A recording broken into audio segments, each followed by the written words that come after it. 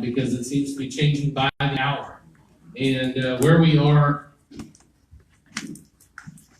right now is it looks like Representative Dennis Bonnen from Angleton will serve as the next Speaker of the Texas House of Representatives. For those of you that do not know, me and Representative Bonnen have definitely had our clashes over the years. If you've ever seen our highlight reels, he's usually on the other side of almost every single one of those. But here's the truth. Dennis has always been a little bit of his own man. I want to be fair in what I'm saying here tonight. Dennis has at times stuck up for the conservative movement, and other times he's let us down. I will tell you that there are a lot of folks that I have a lot of respect for at the Texas House who have signed on in support of Dennis Bonnen. And today he rolled out at a press conference 109 names who have signed on with him as a Speaker of the Texas House. Me and Dennis have had words over the years. I will tell you that 4 days ago he called me personally on the phone and said he wanted to talk about his race and his vision for the state of Texas. And I have to be honest with you, I was very hopeful based on that conversation. He was saying things that I could definitely be on board with. One of which was the most important to me was getting rid of the current power structure in Austin. And that includes one of the men who have been behind Joe Strauss, his consultant by the name of Gordon Johnson. He talked about things like cleaning out the parliamentarian's office, which would be a huge victory for conservatives if that was to happen. And he talked about letting it be a member-driven body. While I have not personally signed on with Dennis Bonnen, like the majority of the Republicans, I am going to be meeting with him, hopefully in the next week. He reached out tonight after I said congratulations and said he would like to get together. So hopefully I'll have a lot more to report to you then. But we need to be in prayer, okay? One of the good things that has happened through this whole process is, even though it happened differently than the December 1st meeting, I have been told that they do intend to actually have the December 1st meeting to have the Republican caucus come together and make this official. That is a huge precedent for us to set in the state of Texas, and something that we need to make sure happens. The other part of this is that I have stood up publicly before all of you and said, the winner of that caucus will get my vote on the Texas House floor. I maintain that today. So that is a whole new territory. Now, you have seen Dennis Bonnen come out with his list of 109 names. I really respect the fact that he went to Republicans first to get the support. He has since gotten Democrats who have come on after the fact. And what he talked about, which was interesting in his press conference, there were two things that I just loved about his press conference. Number one, he told Scott Braddock, who was in the Quorum Report, which is one of the biggest liberal rags in Austin, okay? These guys make CNN look halfway reasonable. He asked him a question, and Dennis immediately went on the offensive against him and called him out for some lies. That is something that has never happened in Austin, and it shocked me. He took two questions, and one of them was pounding back at a liberal reporter. So that was good. The other thing that Dennis said was that while he had 109 names, he was interested in earning the support and the respect of all 150 people. And one of the things that we've been fighting for as a conservative movement, at least from my perspective, is this. I'm not looking for someone to tell me what is conservative and what is not from the speaker status. I'm looking for an opportunity to bring my own agenda, represent my district, and make that case, and not have a speaker who is going to impede my ability to do so. Let the process work. Enforce the rules fairly, and allow us to have votes on the legislation. And that's exactly what he has said so far as a presumptive speaker-elect. So, how much time do we have there? I want to answer any questions that you guys may have about this process. And please understand, this press conference was at 3 o'clock today. So there is a lot that we do not know yet. Yes, sir. I'm not familiar with him. Where does he depart from the Republican Party of Texas platform? We don't quite know that yet. I will tell you that Rice University ranked Representative Bonnen as the 24th most conservative member of the Texas House, which compared to Joe Strauss is an incredible improvement. Any more questions? Yes? Any question about how he will pick chairs, the process he will use to pick chairs in committees? We have not heard anything on the process, although I will tell you in my private conversations, I've been very impressed with what he says he's going to do with the chairs. And at this point, I have to believe he wants to follow through. Yes? You mentioned his ranking on the Rice University study. When he was chair over the committee that gutted Senate Bill 2 last session, was that under pressure from anybody else, or because you said he's his own man, he thinks for himself, so was that him doing that? And if so, how does that jive with his ranking as a conservative? So certainly once you get past the initial Freedom Caucus members on any ranking system, there's a significant drop-off in the conservative-ness. So with that being said, I think the person who does something should be held responsible regardless of what pressure they may or may not have put on. So I have to put the blame there. Now, I will tell you that I have had private conversations with Representative Bonin too. He takes property taxes seriously. And what I have said all along is that we need to get property tax reform, but the end result has to be property tax elimination. And that is one of the points that he conceded in talking about SB2 last time. Now, I don't think that's an excuse, but I have some serious concerns about that going forward, Joe. But I think we all have to be responsible for what happened on our club. Jonathan, Yes. did he say anything about term limits for the speaker? And did he say anything about transparency in the calendars committee and tagging? We specifically have talked about the calendars committee. What Bonin has told all of us is that he wants that to be member-driven, which scares me in one sense, but I also respect it. So rather than coming through with an iron fist, it sounds like he's open to getting our input and allowing us to actually have a vote on it.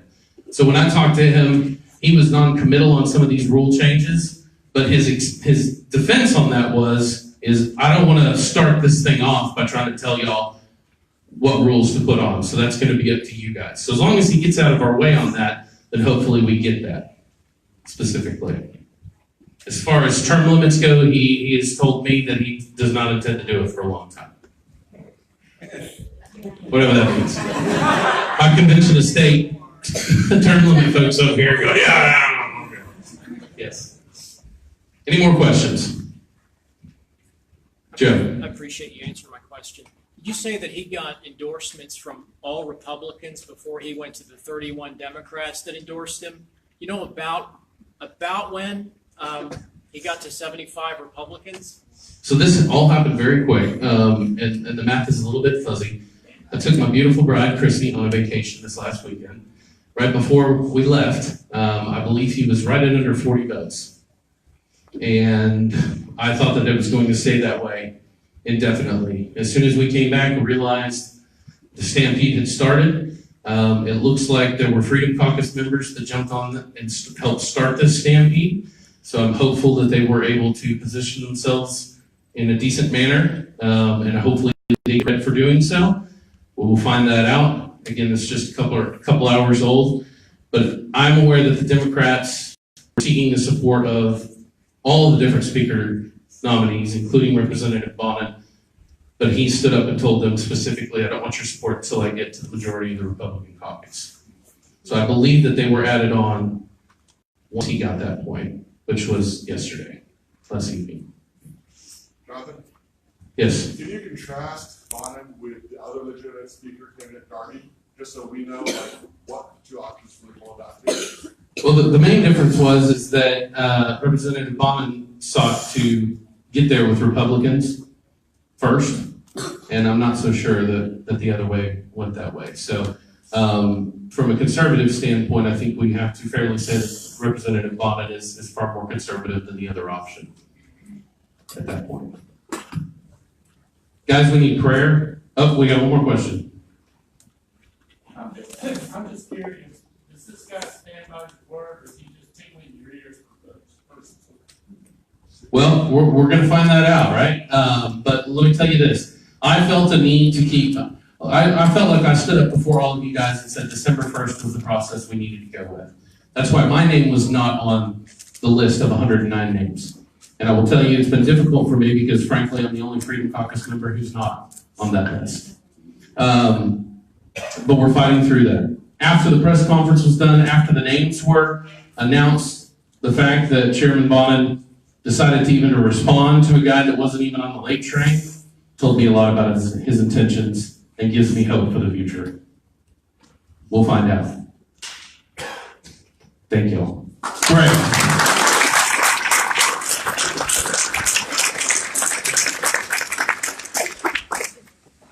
Okay, next we are scheduled to hear from Debbie Terri on religious liberties. If you don't know, Debbie is our SREC representative from Senate District 12. However, Debbie is ill tonight, so she has given her notes to Julie, and Julie's going to deliver her message. So, welcome, Julie McCarty. Okay, so there's no way I can deliver Debbie's notes. I mean, she was on the phone with me for a good 20 minutes, and she's just so perfect at what she does. And I just got this. So, but she's also the leader of the Texas Legislative Prayer Caucus. So, I mean, she's like this wonderful, godly woman. She's very sick. So, if y'all would pray for her, that would be awesome. But she wanted me to talk about the Strategic Texas Activist Team, STAT, S-T-A-T, STAT, okay? It's an initiative of the Texas GOP. They did it last session. They're doing it again this session. But you can go online, and I will email this out to everybody on the list. But when we go to convention every 2 years, how many of y'all were delegates? That's fantastic, because while we were there, we voted on our top priorities as a Republican Party. And so now on the Texas GOP website, you can choose, is there what, 5 of them? Yeah, 5 of them. So you can choose 1 of them, 2 of them, 5 of them, whatever, and you just click the box and you will get updates on every time there's a hearing or a bill is offered or something like that on one of our priorities. So it's a great way to track it. I'm sure Fran probably uses that. Yeah, so it's great. So I'll email that out. Also, you may or may not be aware that our state GOP party is discussing whether or not we're going to give a salary to our state chairman. And typically in the past we've not done that, but that means you have to be, it's a full-time job and beyond. That means you have to be individually wealthy and not need an income in order to be our party chairman. And so there's a debate going on whether or not we want to fund that position or not. So your SREC representatives want to hear from you. They're not gonna, they're the ones that will make that determination, but they want to hear it from you. So Debbie Terri and David Halverson have SD12, which if Jay Nelson is your state senator, you would let both of them know. And then we also, probably the bulk of you are either SD9 or 10. And I'm so sorry your senator is not Connie Burton anymore. But if you used to have Connie Burton, who were your SREC people? Who knows that one? Okay, Warren and Warren's here. Warren is here, so you could let him know. And who's the girl? Susan Wright, okay, and then from 9, who's 9? Steve Atwell and Gebhardt, okay, so those are easy people to find. So let them know so that they can vote on your behalf. And then the only other thing she wanted me to talk to you about is the prayer caucus. They're doing, like, okay, so she talked to me about this dinner they're doing, like I knew what it was. I didn't know what it was. So it's some kind of Jerusalem National Prayer Breakfast in Texas. It'll be in April, and I think she's actually, it's not for sure yet, but like the top dog in Israel is going to be here. Is that? I was going to say that younger, and I thought, I just don't keep up. So anyway, I think they're planning for him to be here. So that's not a definite, but she wanted y'all to pray to make that happen because she's really excited about it. So you can pray for Debbie Terri. You can pray for the Legislative Prayer Caucus dinner. Okay, thanks y'all.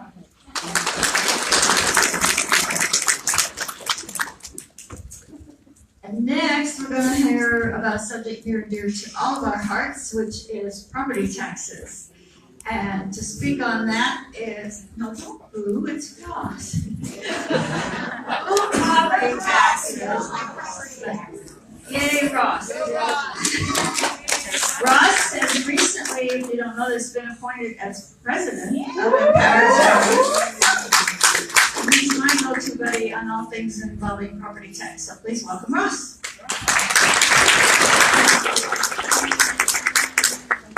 All right, good evening. Who in here cares about property taxes? All right. Who actually thinks something's going to get done on property taxes? I I know.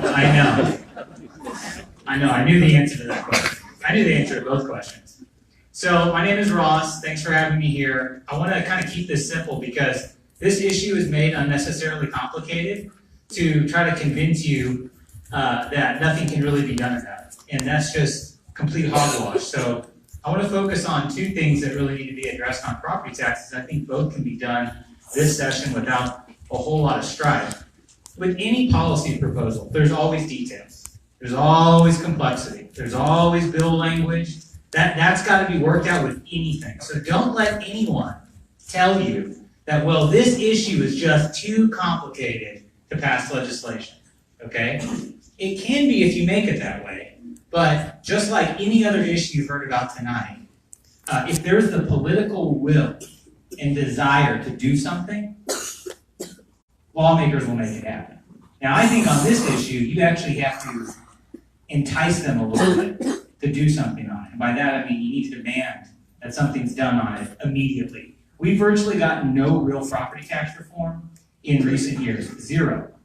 Okay? Does anyone remember when the homestead exemption was increased? What was that, 2 sessions ago? As soon as appraisal values went up in like 1 year, that got wiped away. Now, the Senate version of that bill, raising the homestead exemption, meaning that more of your property's value would be exempt from property taxes, okay? The Senate had indexed that to inflation. And so I think they may have indexed it to median home value or something. So that as home values went up, the exemption would go up. And then the House gutted that provision of the bill.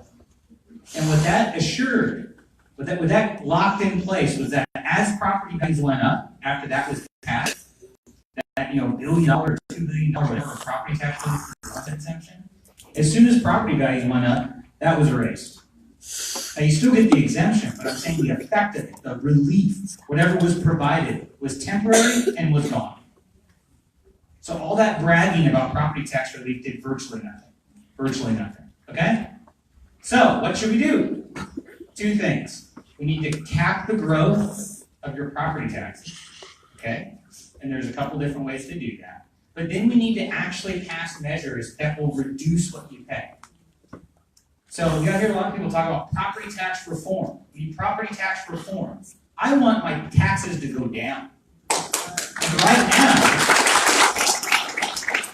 Right now what's happening is we're not even slowing the growth.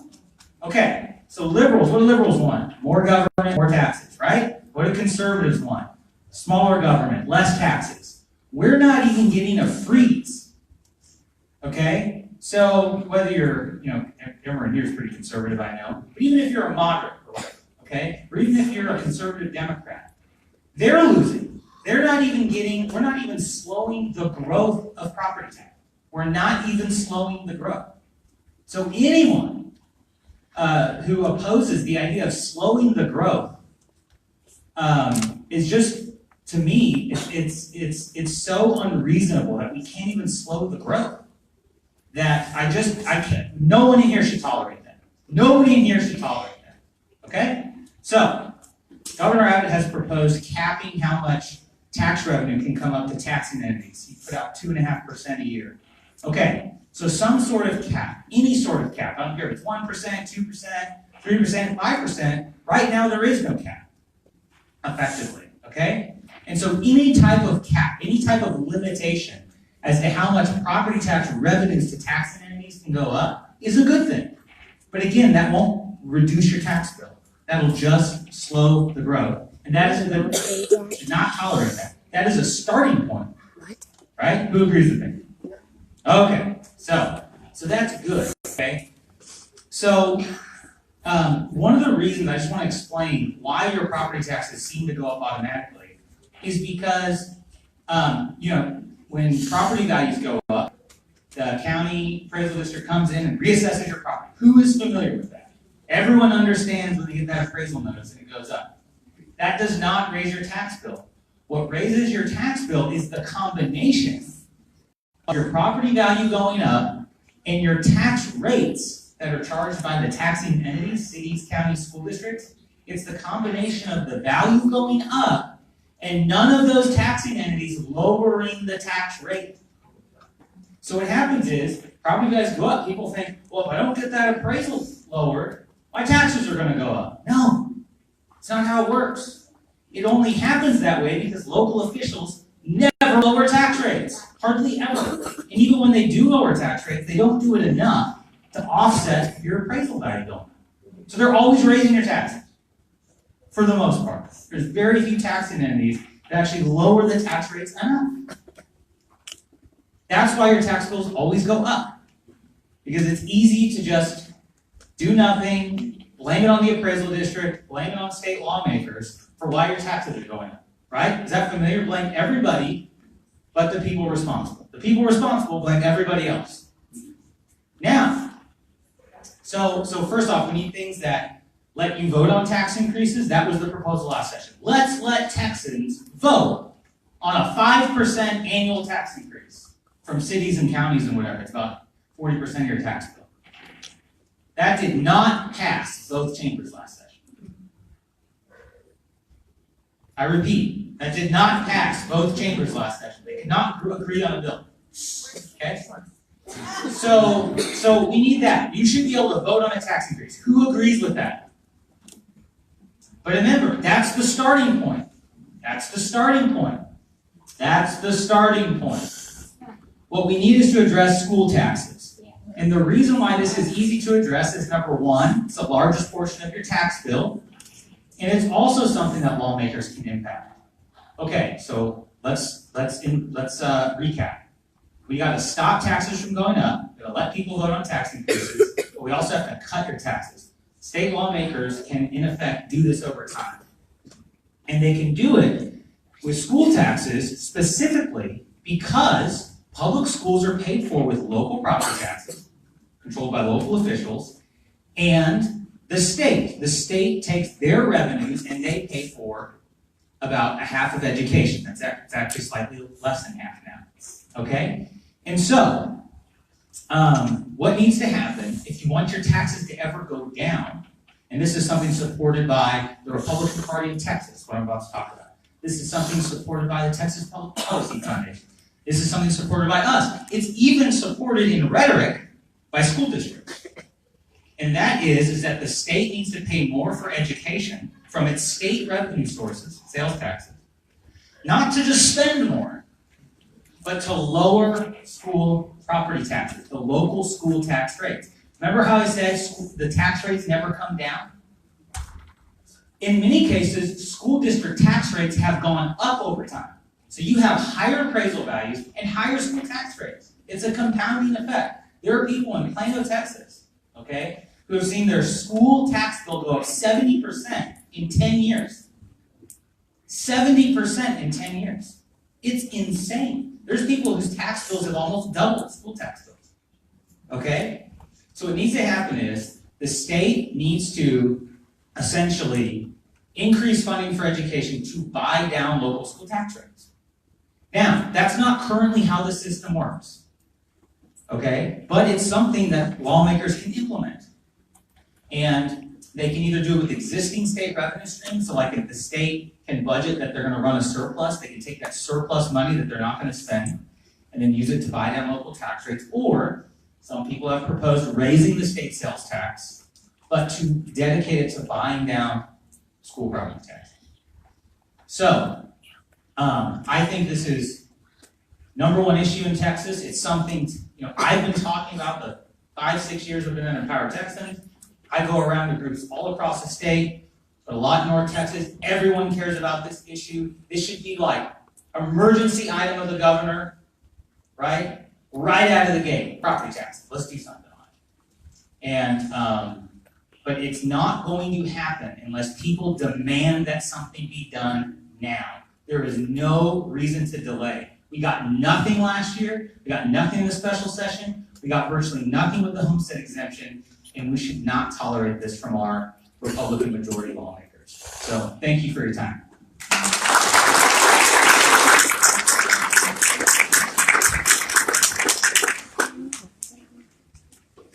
Okay, you noticed on our legislative priorities, number 1 was property tax. I wrote reform, but I'm going to change that to property tax relief. So we're going to be working on Next, we're going to have Miss Terri Hall with Texans United for Reform and Freedom.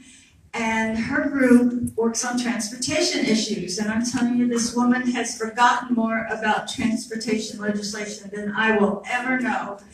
And I depend on her so much. It's one of the great things about all these groups you heard from tonight. You know, we as individuals or even as a small group, we can't keep up with every single particular issue subject. So we rely on these groups and these people who do monitor specific issues to help us. So Terry's going to talk to us about transportation legislation. Please welcome Terri Hall.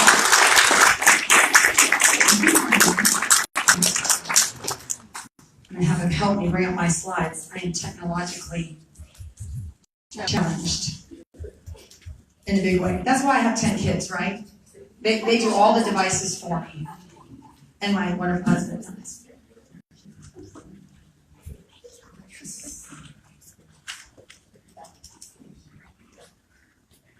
Okay, so we don't just do transportation, let's face it, we fight toll roads. That's what we do. And I'm a mom, just like Jackie and so many of the other ladies that you've heard from tonight. And this issue hit home for us because they tried to come in near where I live I live north of San Antonio. I would never live in the People's Republic of San Antonio either. But I live north of San Antonio. 281 was my main highway into and out, everything we needed in and out of the city. And they wanted to come in, TxDOT, and take every lane of every highway, existing lane of that highway, and turn it into a toll road. 6 weeks after the public hearing, they said an unsolicited bid came in from a private corporation known as Centra, which has 2 of your highways, and wanted to come take that over the entire north side, both 1604 and 281 in San Antonio. And we have been on a rampage ever since. And we were one of the groups that worked with a lot of other groups around the state to stop the Trans-Texas corridor way back in the day. If you remember that. So let's dig right in to what our priorities are this session. If anyone wants to know what our successes were last session, we have that on our website. We have a whole section of the TexasTurf.org website that talks about our Grassroots Action Center. And I literally list all the good and bad bills from every session for the last 14 years that I've been doing this. This will be now my 8th legislative session working on your behalf for free. Doesn't pay much, but that's okay. Our big priority is toll cessation. Do I hear an amen to taxes ending? Right? Just like we want our property taxes not just to go down, we want actual relief. We want elimination of our property tax at some point. Well, this is no more true than you have with the transportation issues. It's with toll cessation as well. And how many of you know that keeping the toll in place after the road's paid for is actually a violation of the Texas Constitution? Y'all know that? Article 1, Section 26 of the Texas Constitution prohibits perpetuities. Yet what are they getting away with? They are keeping the toll in place forever because unelected bureaucrats have been given the authority to do so by our legislators who are looking the other way. They've given them a blank check years ago, and now the problem's coming home to roost. How many of you here have to take a toll road to get anywhere? How many of you pay in excess of $100 a month? Okay, you're not too bad. That's good. Because most people where I talk to up here in the Dallas-Fort Worth area are paying in excess of $200 a month. And that's per driver, folks. That's not per household. That's per car. If you're like me, I have 5 drivers in my household. Okay, if I had to take one of these managed toll lanes that are 70 cents to $1 a mile during peak hours, we would be paying over $9,000 a year in tolls just to get to and from where we need to go. That's how big a problem this runaway tax has become in our state. So one of the things that this eliminates, when you take the toll off the road when it's paid for, which everybody instinctively, at least in the GOP, anyone who calls himself a Republican is for this. Lieutenant Governor, when I was talking with him one time about our priorities, he looks up from the paper and goes, "Oh, I'm totally for this." So they're all for this instinctively, right? But then when the rubber meets the road, the devil's in the details, you get 14 toll entities and their lobbyists, the taxpayer-funded lobbying, which y'all are opposed to, just like we are. They come in and gut the whole thing because it involves this thing called system financing. What this is Robin Hood for roads. They're allowed to take the toll revenue from one road, let's say it's the Dallas North Tollway, and they get excess revenue off that. They can use that excess toll revenue rather than pay it off and make it a free road. That's what we want. They can use that toll revenue to now obligate it to another 50-year bond.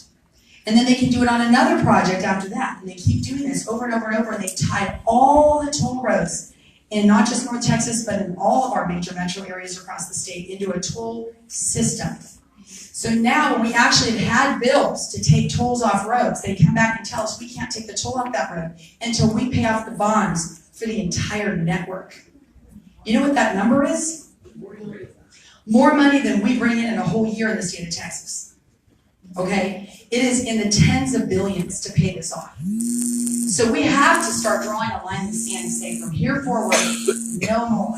You are no longer allowed to tie these toll roads together as a system because the toll you're paying is no longer paying for the road you're driving on.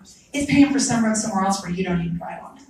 So this really has become socialism for roads, and we have got to put a stop to it. In fact, none of the toll systems around the state can survive without system financing. There's not one toll viable project left in the state of Texas. That means that not one toll road they want to do today, any new toll roads from here forward, can pay for themselves. Not one. They already know they're not going to collect enough revenue to even pay for the cost of that project. All the golden goose have been, the eggs have been laid. There are no more. The second thing we want to get done this session is to end this problem with toll, fines, and fees. Do I hear an amen to that one too? This is a huge problem across the state of Texas. We got a little wee bit of incremental progress last session with getting an amendment tacked on to the TxDOT Sunset Bill. And this was in large part thanks to our Freedom Caucus members who just went to bat for us all day long. Every bill we had all session long, we turned into an amendment to that TxDOT Sunset Bill because it had to pass. And we had so much success last session because of that. So big thank you to our Freedom Caucus guys. In this case, a Democrat from San Antonio, where we don't even have any toll roads. I wonder why that is. But we don't have any toll roads in San Antonio. And Representative Ida Manjarrez is the one who carried this bill that would cap the toll fines and fees at $48 a year. A year! That's not per month. That's not per transaction. That's not every time you enter a toll gantry. That is per year per driver. They don't exceed $48 a year. But guess what? That only applied to a really small, teeny amount of projects that TxDOT operates, which is not very many. Most, as you know, up here are operated by the North Texas Tollway Authority. And all these other regional ability authorities, which are 9 of those around the state, and other toll entities that we can't control, we don't elect. So, we actually, in that same amendment, tried to decriminalize failure to pay a toll bill. Do you know that you are a criminal in this state? They can literally not only impound your car, block your vehicle registration, and in essence, keep you from your ability to make a living because they've impounded your car and taken away your ability to get to work. You can actually be thrown in jail for failure to pay your toll fines and fees that they say you owe, which of course get out of control really fast. So this problem is so big that TxDOT, that only operates 3 projects in the Austin area, has already admitted in a hearing a few weeks back that they have put 2 million Texans in collections over unpaid tolls. 2 million. That is more than the population of the city of Austin, and they only operate 3 roads in Austin. So this should worry all of us about how prolific this problem is. So we want to increase that cap on the toll fines and fees, or not increase it, but to make it apply to every toll entity, not just TxDOT. So therefore, everybody gets relief, not just that little handful that we happened to get passed last session. The third thing is, you remember on the Republican primary ballot, Prop 2, which said that we all, by 90% of us, support not building or putting any tax money into toll roads without our consent. Okay, you remember that?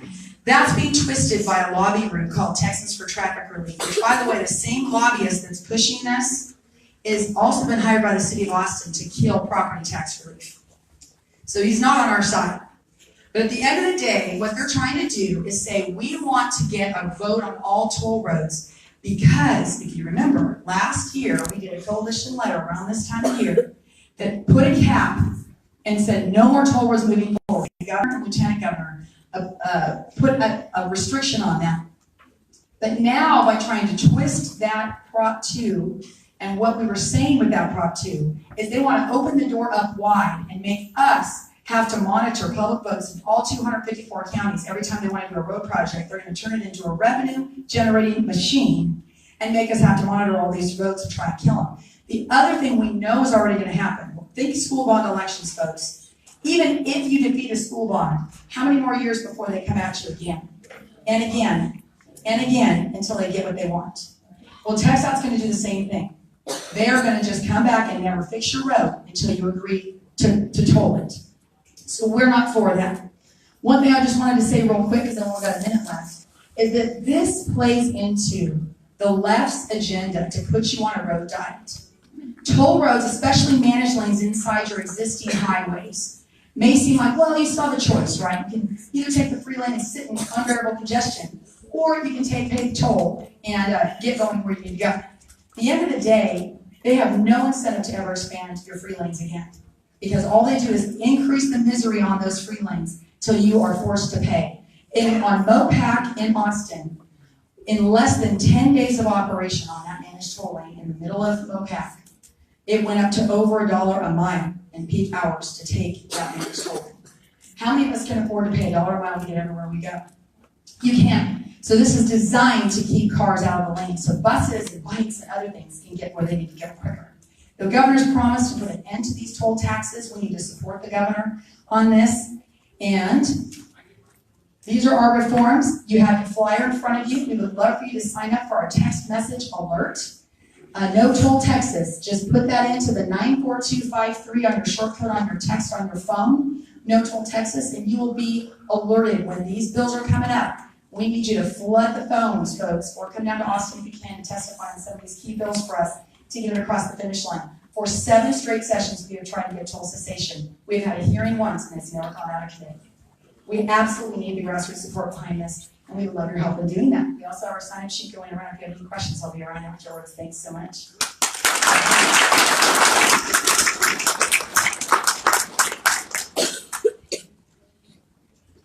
Okay, there's lots of homework tonight. Our final speaker tonight is going to be Tom Glass. He was a few groups, and I'll let him tell you about that, but one of them is Texas Constitutional Enforcement, and his brochures, I believe, are up front if you want to pick something up on that. It's all about enforcing the Constitution. That's a revolutionary idea, don't you think? But Tom's going to talk to us about protecting the electric grid in Texas, which is also an extremely important topic. So please welcome Tom Glass.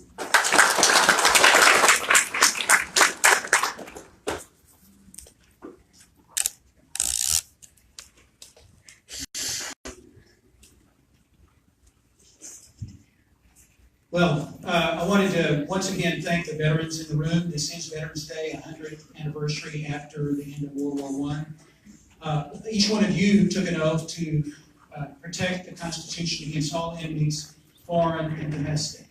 And in fact, that's what I'd like to do today. I've got one topic that talks about protecting us from enemies, foreign, and the other is protecting us from enemies, domestic. So let's start with the foreign threat first. Which is our grid protection. Let me go ahead and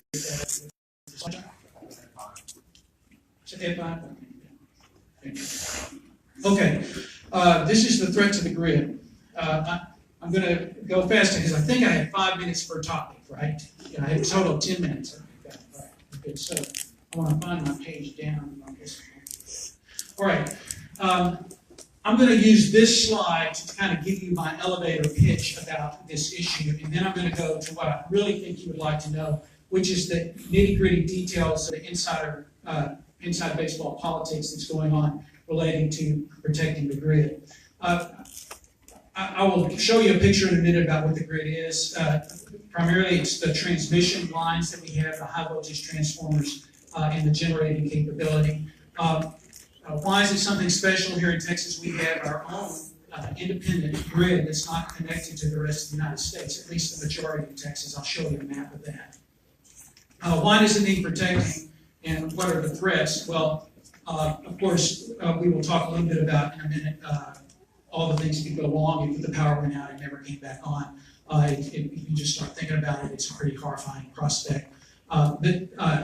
What are the threats? I'll talk about those 5 in a minute, but it's primarily a nuclear EMP, it's solar flares, it's cyber threats, it's physical attacks, and then there's also these handheld devices that are called directed energy weapons that can take out fry all the electronics in a particular location, in the right location, could be devastating things. How do we know about these risks? Well, we know about it because for a number of reasons. With the nuclear EMP, we know it because the military tested high-altitude nuclear weapons up in space back in the 60s. And when they started doing it, started knocking out, when they were doing it in the Pacific, started knocking out electrical systems in Hawaii. The Russians experienced the same thing in Siberia. And so from that, the military started hardening their assets, but nobody ever got around to thinking about what would happen to us in the civilian world if that same thing happened. Well, I'll talk a little bit more about how the technical experts in the military and the intelligence communities and the space science communities are having disagreements with the people, the engineers paid for by the power industry, and that's the cause of some of the problems we're having. All right, and then how can we protect the grid and what's the cost? I have a picture that talks about different components. The bottom line number on this is Tom Glass's estimates, but I figure for $25 per person in Texas, which is $29 million, multiply that by 25, you get for a little bit under $500,000. We can do a one-time expenditure. We can make the grid where it can take the leaking and keep on ticking. That does not cover the doing what we need to do to the critical infrastructure in our industries and our homes, but that at least gets the supply side under control. And then I'm going to talk about why we haven't protected the grid, which is the inside baseball thing. Let me do real quick in fact, where are we on time? I want to make sure we're on. Okay, good. Let me just go skip down to the why we haven't got this done. Let me just do that. One of the things that you guys probably know is that the cronies and the people, the special interests, have dominate our Texas elected officials, and of course they dominate the guys in Washington, D.C. as well.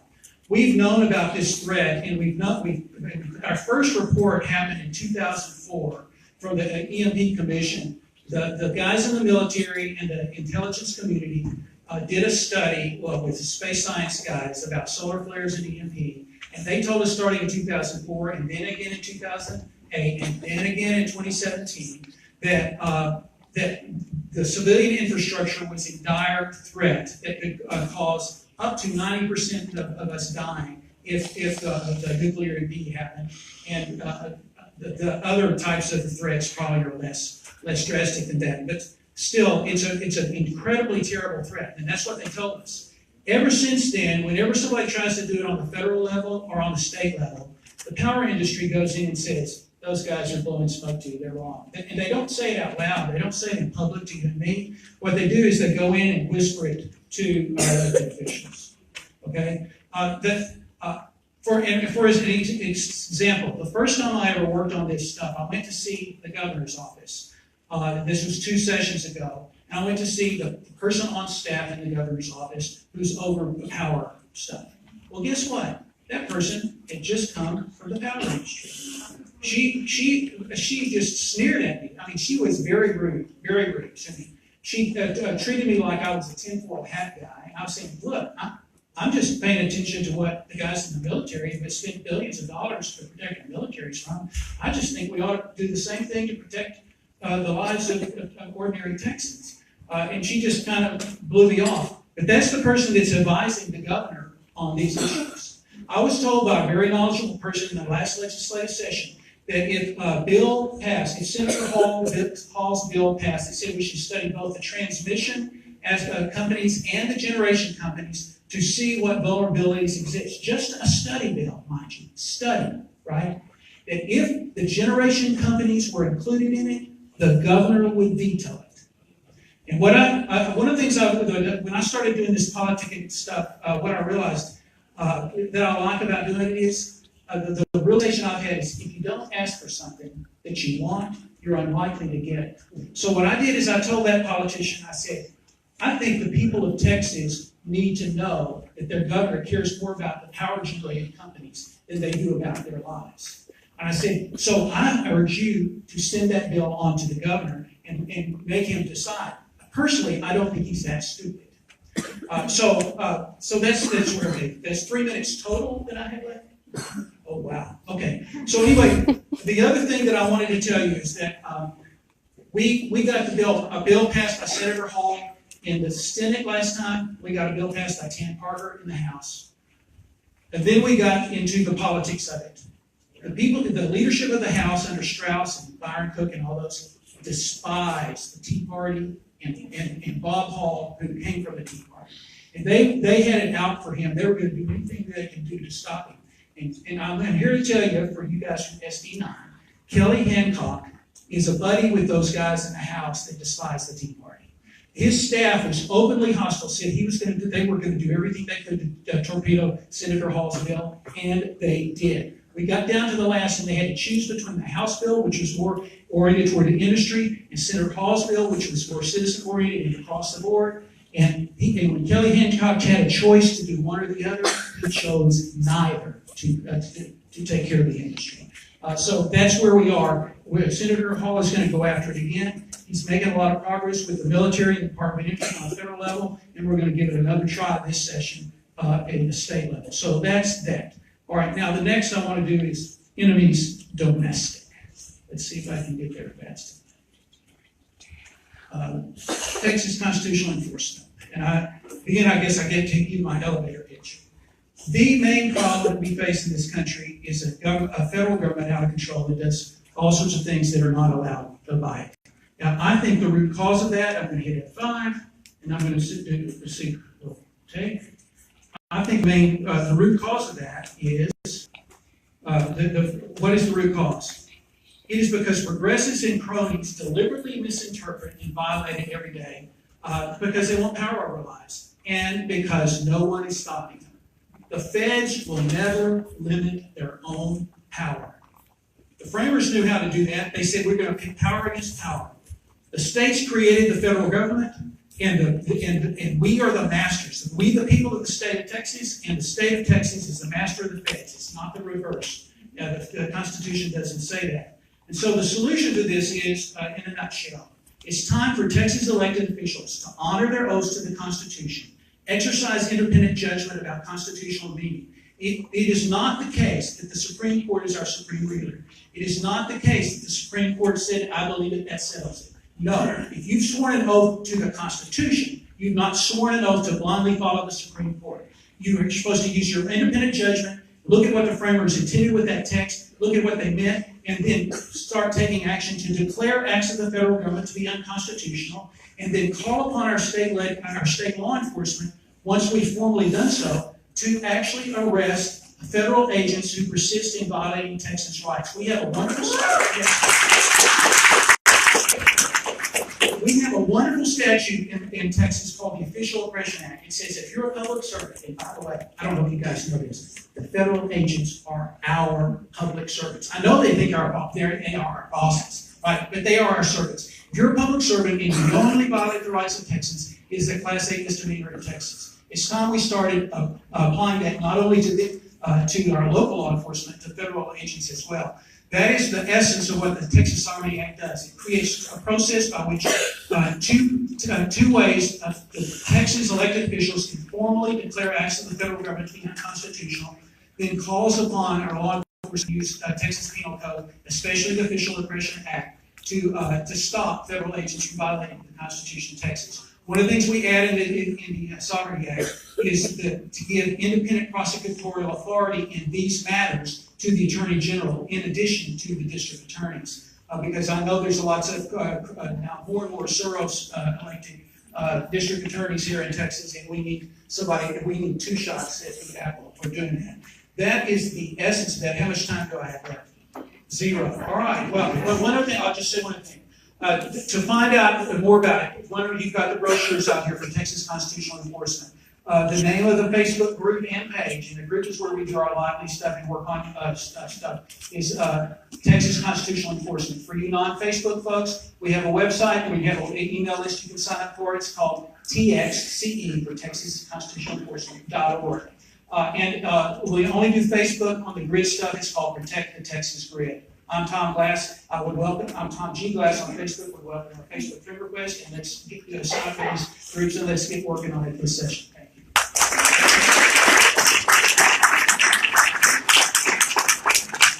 Okay, y'all, I know this is why you're here, is to watch these cute little speeches we're gonna hear. I'm not trying to be condescending, but I just think they're adorable. So I need, if you are not presenting or helping present, if you are a student, if you would come stand by this door.